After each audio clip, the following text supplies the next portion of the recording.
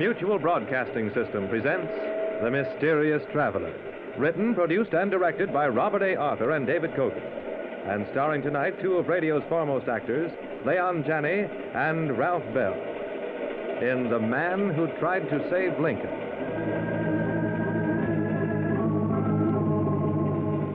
This is The Mysterious Traveler, inviting you to join me on another journey into the realm of the strange and the terrifying. I hope you will enjoy the trip, that it will thrill you a little and chill you a little. So settle back, get a good grip on your nerves, and be comfortable, if you can, as we hear the strange story that I call The Man Who Tried to Save Lincoln.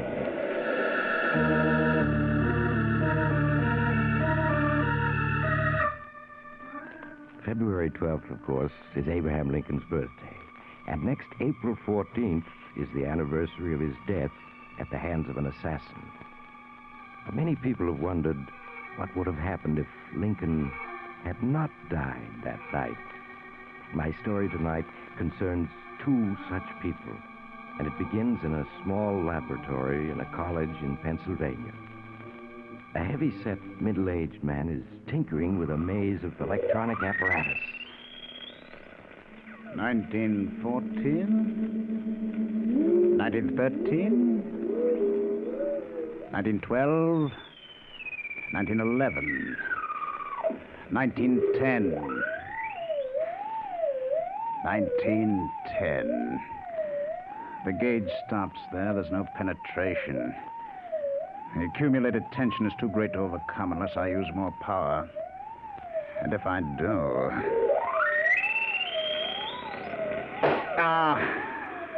just as I expected, the field coil blew out. 39 years penetration, and there I stick. Maybe if I get a more powerful tube.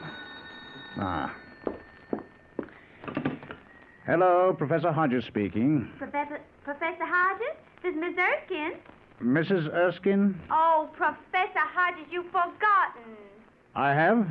Forgotten what, Mrs. Erskine? My tea, Professor. Oh, it was very naughty of you, but I know how absent-minded professors are, so I'll forgive you if you'll come right over. Oh, yes, your tea. The truth is, Mrs. Erskine, Now, I'm not going to let you say no. The dean is here, and some very attractive young women, and someone you surely want to meet.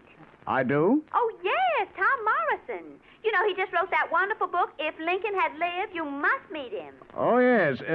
Is he any relation to former Professor Henry Morrison? His son. Now, you will come, won't you, right away?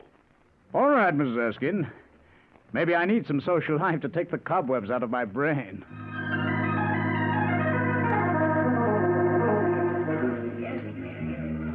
Oh, Professor Hodges, I'm so glad you could come, even if I did have to remind you.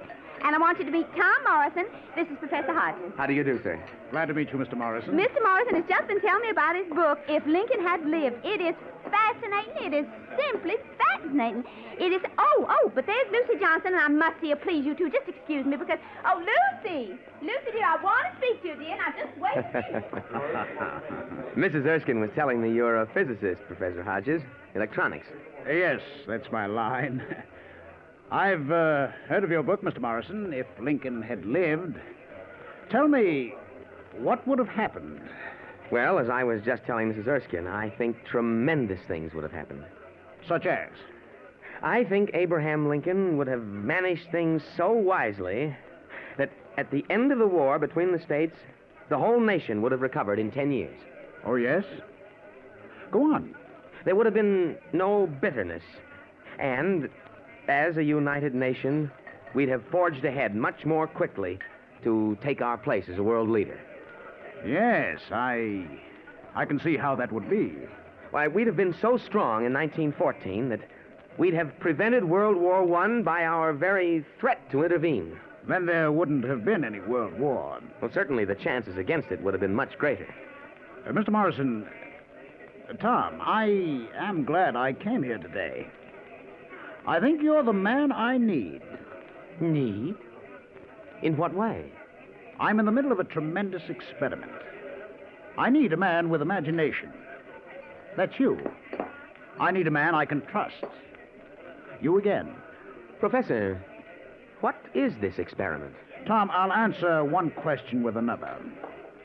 How would you like to step back through the pages of history to that fatal night of April 13th, 1865, and save Abraham Lincoln's life?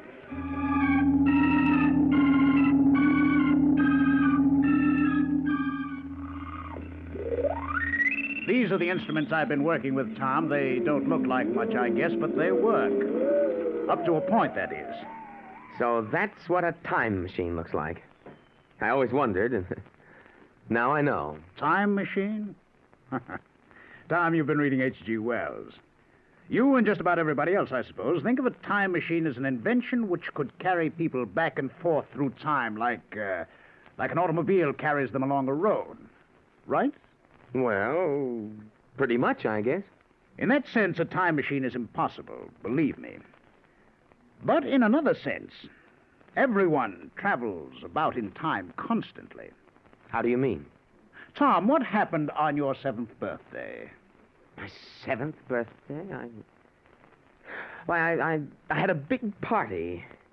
Yeah, I got a pony for a present. Rode that pony all over the lawn. You see, Tom? Just now you traveled backwards 25 years in time, mentally. Well, say, I did, didn't I? I think I see what you're getting at. You can travel through time mentally, if not physically. That's it. And this machine here is just a refinement on that principle. If I used you as a subject, Tom, and focused it at some special date in history when I knew people were present at this spot... Yes? The electronic circuits would take your own brain waves, your memory pattern, your personality, if you want to call it that, amplify it millions of times, and push it back into the past, into the mind of some person at that particular spot at that particular time. You mean that my brain pattern would be impressed upon the brain of some man living in the past? Roughly speaking, yes. You'd be able to think with his mind, see with his eyes, hear with his ears, and move about in his body. I see. There are difficulties. For instance, suppose your mind finds itself inside the brain of a very strong-willed individual. Yes? You will probably be helpless, unable to influence his actions in any way.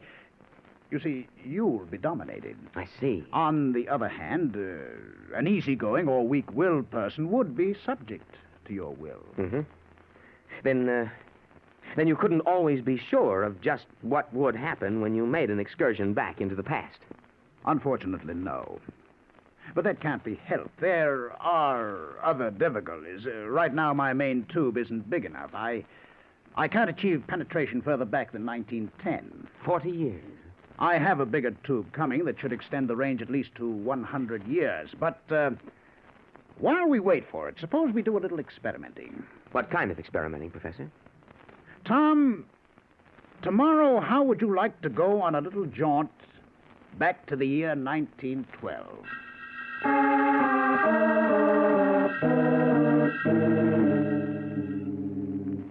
Comfortable, Tom? Feel fine, Professor. I've purposely arranged this chair so that you can see out the window. You see the public library across the street? Yes. It was erected in 1912, wasn't it? The very year you're going to visit. Did you know your mother was one of the first librarians there? Yes. It's family history that she met Father when he went in to get a book. He was so bowled over, he forgot the book. He also forgot to sign the library card in the back of it. I have the very book right here. The Life of Lincoln. The same book. It looks as if it hadn't been read in 40 years. It hasn't. Here's the card. Here's the line where your father should have signed his name. Perfectly blank. Dad certainly must have been smitten. That's just the point. Tom, I know it's possible to send your brain pattern back in time, but is it possible for you to change anything that happened then? To change anything? I hadn't thought of that. If the past has happened, it's fixed, isn't it?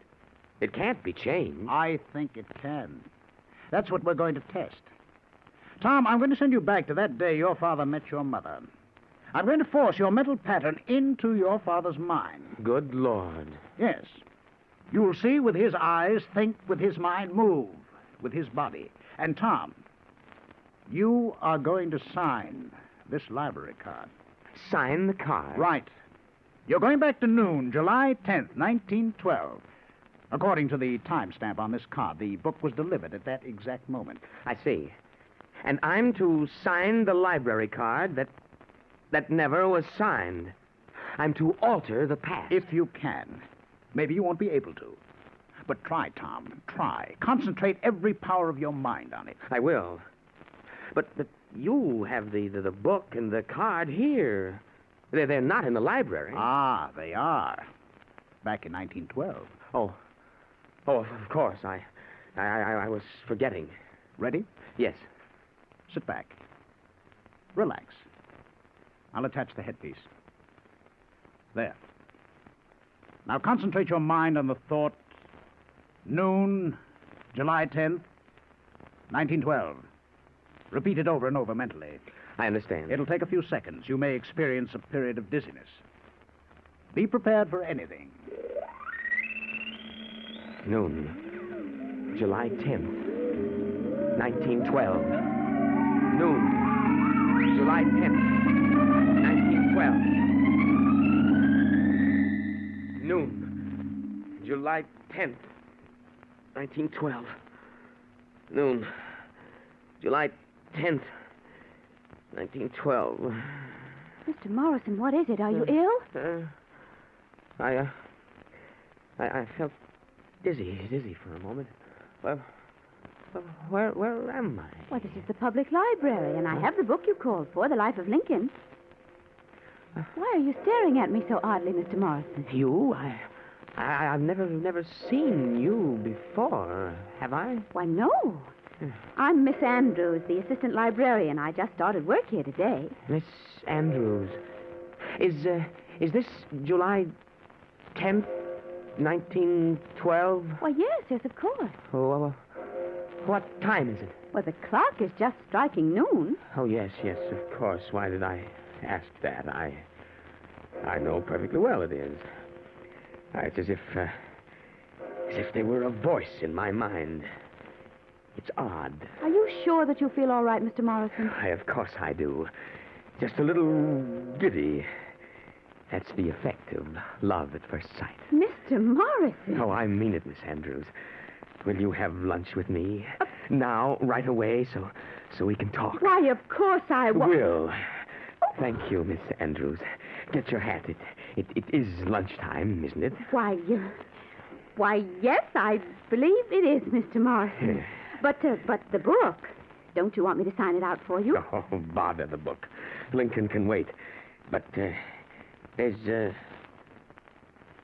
something. Yes? I'm trying to remember something. The card. Yes, I have to sign the card. Well, not if you don't wish the book. Yes, but I do. Something tells me I must. I don't know why. Give me the card, please. Yes, of course. And a pen. Here you are. Now, I'm feeling dizzy again. My name. Tom. No, not Tom. Henry. What's wrong with me? Henry Morrison. There. Now I... Mr. Morrison! Mr. Morrison, can I get you a glass of water or something? It's okay.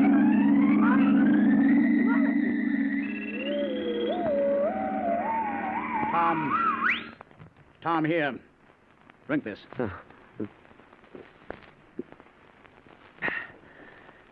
Thanks, Professor. Oh, it's better. I am over my dizziness. What happened? Tell me. Well, there was an instant of dizziness. Then I opened my eyes, and Professor, I was standing in the public library, talking to a young woman. The woman who was later to become my own mother. Go on, Tom. Yes, it was noon, July 10th, 1912. And I seem to be inside the mind of someone else.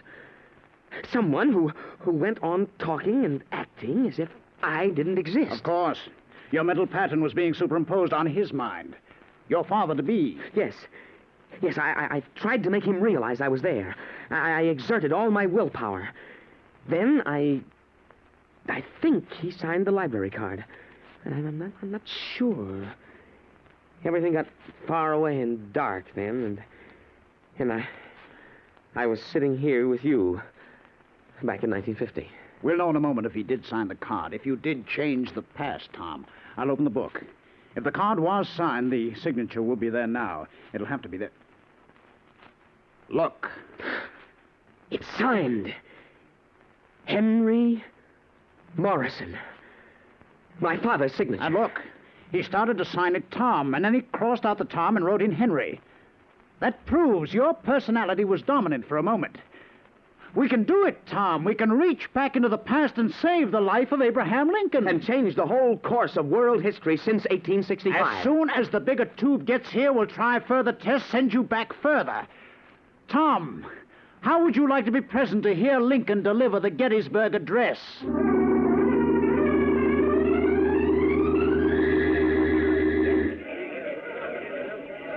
Hey, you, take care. Stepped on my foot, huh? Oh, sorry. I felt dizzy. Well, where am I? Where are you? Yeah. You crazy? It's Gettysburg, of course. You ought to know you lived here all your life, Jesse Evans. Quiet, the president's going to speak. The president? President Lincoln, of course. Shh. 87 years ago, our forefathers brought forth on this continent a new nation, conceived in liberty and dedicated to the proposition that all men are created equal.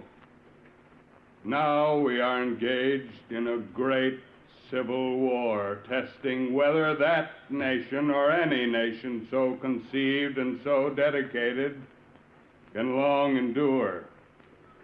We are met on a great battlefield of that war. We have come to dedicate a portion of that field as a final resting place for those who gave their lives that that nation might live.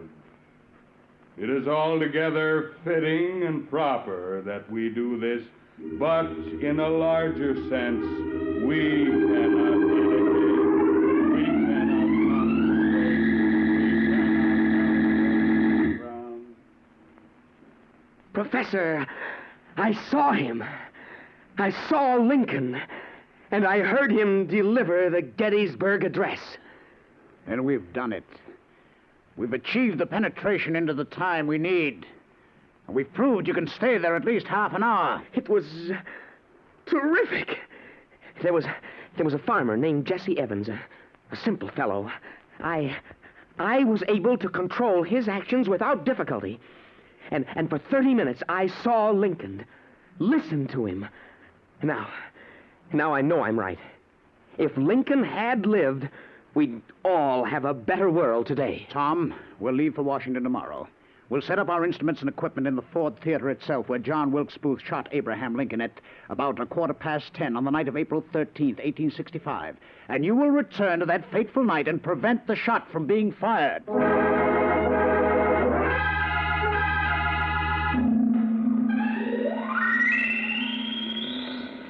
Well, everything seems to be working. I was afraid the trip by truck might have jarred the main tube. How still it is here. How hushed. Listen to the silence, Professor. It's as if not a single sound had been uttered here since the night Lincoln was shot. Well, Tom, considering this place is a museum now, and maybe 1 million people have visited it... Still, the atmosphere of silence is here. Think of it, sir.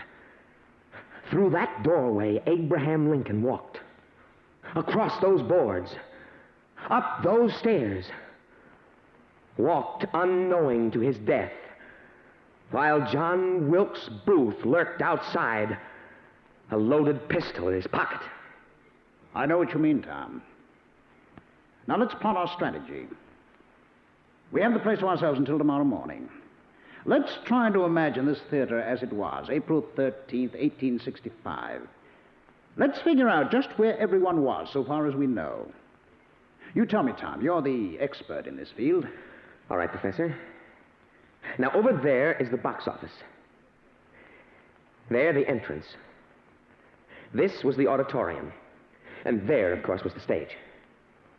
Up there was the private box in which Lincoln and his party sat. Ah, I wish we could get the gadgets up there, but we can't. Have to work from down here. At about 9 o'clock in the evening, the President and Mrs. Lincoln entered with 2 guests. The play had already started. A ticket taker named Buckingham took their tickets, and an usher led them to their box. I see. Go on, Tom. At about 10 minutes past 10, John Wilkes Booth sauntered in. He spoke to Buckingham, the ticket taker. Then he went on upstairs toward Lincoln's box. In his pocket, he carried a brass derringer loaded with 1 shot.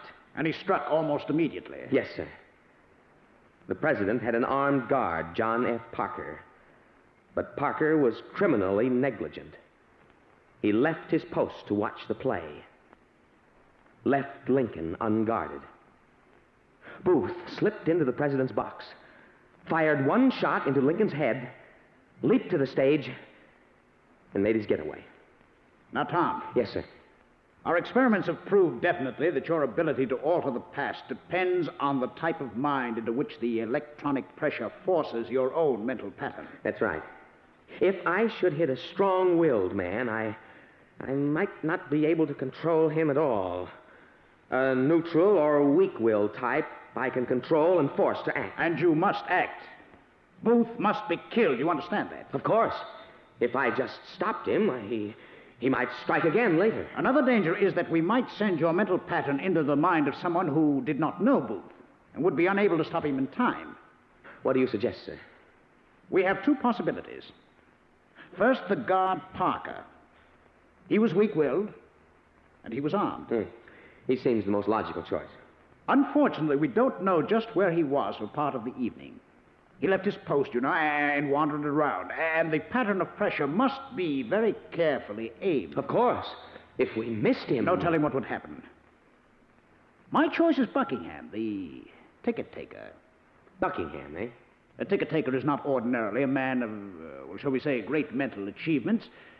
You will probably be able to control him. And remember, he knew Booth, and in fact spoke to him. That's true.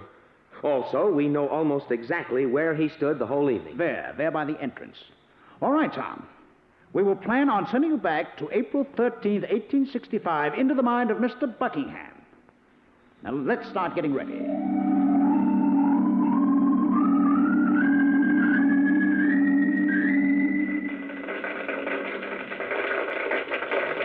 Hey, steady, man, steady. You almost fell then. What's the matter, fella? You drinking again? Oh, am I... Why, this is Ford's Theater, of course. What's wrong with you? Oh, I'm all right. Thanks. Just dizzy for a minute. So I'm there. On the scene. Ford's Theater. The night of the assassination of Abraham Lincoln. Yeah, what's that? What about Lincoln? He's here tonight, you know. Yes, I know. The lobby. Ford's Theater. April 13th, 1865. We've done it. And I can't fail. I can't. Quiet. The play's going on, you know. You mustn't disturb the president. No. The president. Yes. The president. He mustn't be disturbed. Oh, no, I'll see he's not disturbed. You're acting awful strange. You're talking odd. Well, who am I? Tell me, who am I? Is my name Buckingham? Buckingham? That's a good one. Tell him, Harry, is his name Buckingham? It can't be. You're Buckingham. You? You're Buckingham? That's right, fella. Say, how much did you have to drink tonight? Nothing. We missed. Somehow. We missed.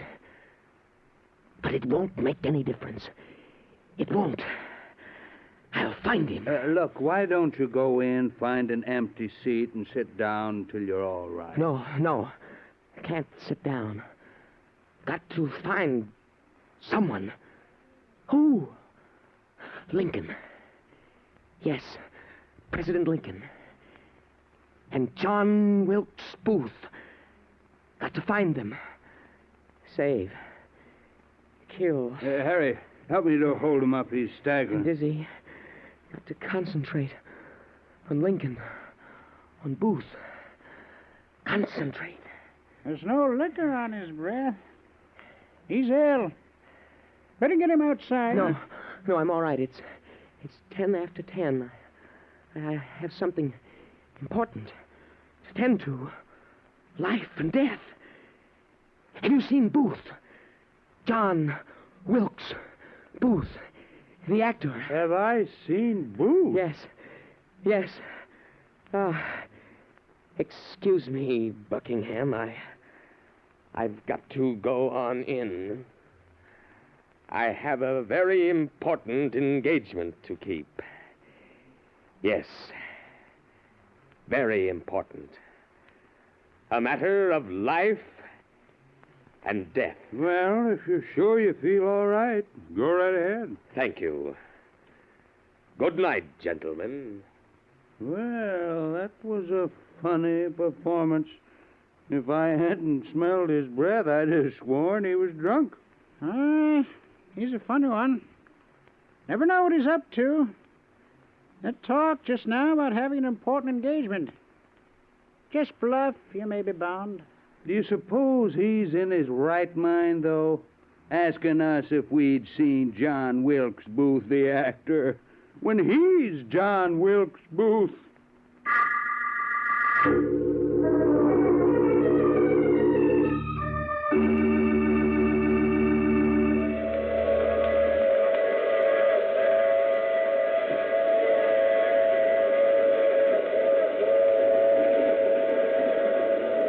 This is the mysterious traveler again. Did Tom and Professor Hodges succeed? No, you have only to open your history books and know they didn't. The past can't be changed, only the future. And it can be changed for good or evil, now, today, by you, by all of us, each working in his own way. What future are you working for? While you think about it, I'll tell you about next week's story, The Big Hand. It's about two criminals who risk their lives in a desperate gamble for $1 million with death as their ever... Oh, you have to get off here. I'm sorry. But I'm sure we'll meet again. I take this same train every week at the same time.